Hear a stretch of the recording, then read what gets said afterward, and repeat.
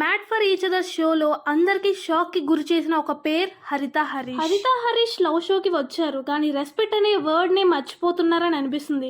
మరి మీకేమనిపిస్తుందో comment box లో అసలు హరీష్ బిహేవియర్ ఏంటి, ఎందుకు ఆడియన్స్ అంతలా ఫైర్ అవుతున్నారు చూద్దాం డీటెయిల్ గా. ఫస్ట్ నుంచి అబ్జర్వ్ చేస్తే హరీష్ యాటిట్యూడ్ తో చాలా క్లియర్ గా అగ్రెసివ్ గా కనబడుతున్నాడు. గేమ్ లో గెలవడం కోసం అగ్రెసివ్ గా ఉండడం ఓకే గానీ పర్సనల్ గా కూడా డీగ్రేడ్ చేయడం ఏంటి? టాస్క్ టైంలో హరిత గారిని మాట్లాడనివ్వకపోవడం, చిన్న చిన్న గొడవల్ని పెద్ద గొడవల్లా చేసి అన్నెసెసరీ హార్ష్ వర్డ్స్ వాడడం ఇతనికి బాగా అలవాట్లా నాకు అనిపిస్తుంది. ఇది గేమ్ స్ట్రాటజీ కాదు, బేసిక్ రెస్పెక్ట్ లేకుండా బిహేవ్ చేస్తున్నాడని క్లియర్ గా కనిపిస్తుంది. హరిత గారి సైడ్ నుంచి చూస్తే ఆమె ట్రై చేస్తుంది అడ్జస్ట్ అవ్వడానికి, కానీ ఇప్పుడు ఒక పర్సన్ కి అడ్జస్ట్ అయితే రిలేషన్షిప్ బ్యాలెన్స్ ఉండదు. హరిత కామ్ గా మాట్లాడినా కూడా హరీష్ ఓవర్ రియాక్ట్ అవుతున్నాడు. ఈ బిహేవియర్ వల్ల చాలా నెగటివ్ ఇంపాక్ట్ అయితే క్రియేట్ చేసుకుంటున్నాడు.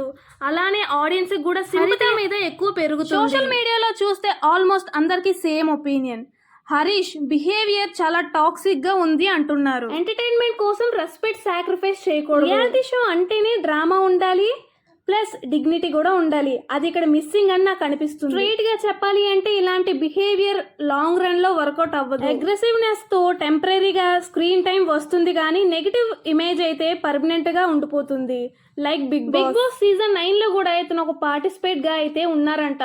అక్కడ కూడా మాస్క్ పైన అంటూ చాలా అగ్రెసివ్ గా బిగ్ బాస్ ని తిడుతూ ఇంకా ఉన్న తోటి వాళ్ళందరినీ తిడుతూ చాలా నెగిటివ్ ఇంపాక్ట్ తో అయితే బయటకు వచ్చాడంట.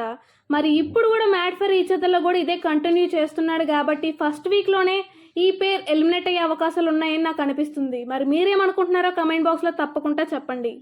నిన్నటి టాస్క్ లో ప్రేమ గురువు అయితే ఒక క్వశ్చన్ అడిగారు.